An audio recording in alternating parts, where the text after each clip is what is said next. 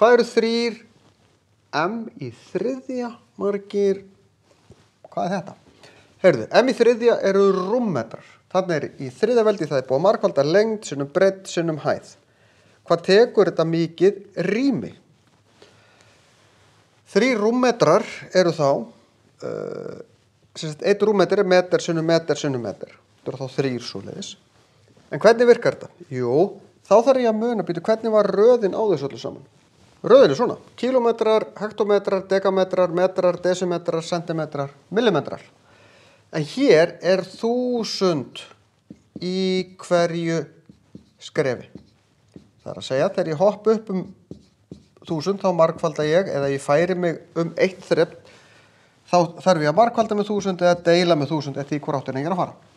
Það er vegna þess að ef ég er með rúmmeter, 1 sinnum 1 sinnum 1, og myndi svo tífaldan, þá verður þetta 1000, 10 sinnum 10 sinnum 10 er 1000, 1 sinnum 1 sinnum 1 er 1. Þess vegna 1000 faldast þetta. Þannig að ég þarf að setja 3 hér og svo þarf ég að athuga í hvað átt er ég að fara. Þegar ég færi mig yfir í sentimetra fyrir þessa átt, sem sagt úr metrum í sentimetra, þá þarf ég að margfalda einu sinni tvisvar með 1000. Þannig ég þarf að bæta við 3 núlum hér, 3 núlum hér. Þetta eru 3 milljónir rúmsentimetra.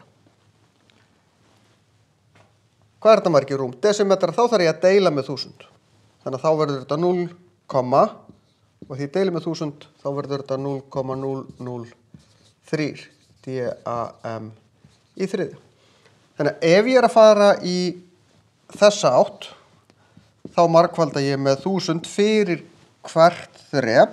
Ef ég fer í þessa átt, þá ger ég deilt með 1000. Eftir fyrir hvert þrep sem ég fer í þessa átt.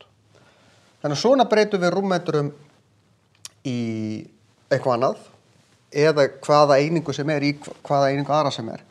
Það sem við þurfum hins vegar að vita er ef ég er með lítra. 1 lítri er 1 rúmdesimetri. En í lítrakerfinu, þar er ég ekki með 1000 í hverju. Lítrakerfi virkar bara eins og metrakerfið. En ef ég breyti yfir í rúmdesimetra og ætla að breyta því í rúmmetra, þá þarf ég að gera það hér og hafa 1000 í hverju þrepi. Þannig að passa að rugla því ekki saman, en það er ágætt að vita hvað 1 lítri er í metrakerfinu.